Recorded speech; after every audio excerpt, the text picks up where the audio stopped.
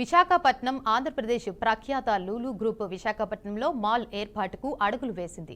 ఆంధ్రప్రదేశ్ ప్రభుత్వం Visakha archaea beach సమీపంలోని harbour park వద్ద లూలు మాల్ నిర్మాణం కోసం సుమారు 13 ఎకరాల భూమిని కేటాయించింది.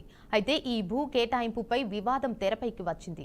లూలు మాల్కు కేటాయించిన భూమిపై ప్రైవేటు వ్యక్తుల హక్కులు ఉన్నాయని పేర్కొంటూ ప్రభుత్వ చర్యలపై హైకోర్టులో పిటిషన్ దాఖలైంది.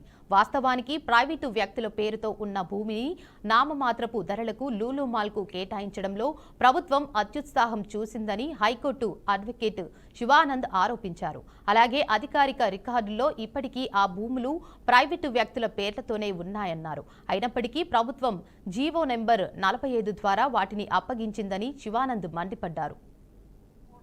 ఎటువంటి ఎంక్వైరీలు లేకుండా గవర్నమెంట్ మాకు బలం ఉంది కదా అని చెప్పి మేం చేసిందే ఇష్టారాజ్యం అని చెప్పి న్యాయం చూడదని చెప్పి కళ్ళు మూసుకొని గుడ్డిగా ఏకపక్షంగా భూములు ఆక్రమించడం, ప్రైవేటు వ్యక్తులకి డబ్బుల కోసం కక్కుర్తిపడి ప్రైవేటు వ్యక్తులకు దారాదత్తం చేయడం జరుగుతున్నది. దానికే నిండు ఉదాహరణ రీసెంట్ గా తేదీ 26/3/2025 గవర్నమెంట్ ప్రభుత్వం లూలు ఇంటర్నేషనల్ షాపింగ్ మాల్ కి harbour park Pandurangapuram survey number 1011/A1A2 survey number లో సుబ్బిరామరెడ్డి గారి గెస్ట్ హౌస్ పక్కన ఏకపక్షంగా భూమిని కబ్జా చేసి 13 ఎకరాలు కబ్జా చేసి అది గవర్నమెంట్ భూమి అని చెప్పి ఎటువంటి ఎంక్వైరీలు చేయకుండా ఎవరిని ఓపెన్ ఆక్షన్ కి పిలవకుండా ఏకపక్షంగా భూమి Lulu shopping international shopping mall వాళ్ళకి 99 సంవత్సరాలకి 6 కోట్ల రూపాయలు నామినల్ అమౌంట్ లీజ్ గా ఇస్తూ 99 సంవత్సరాలకి లీజ్ గా ఇస్తూ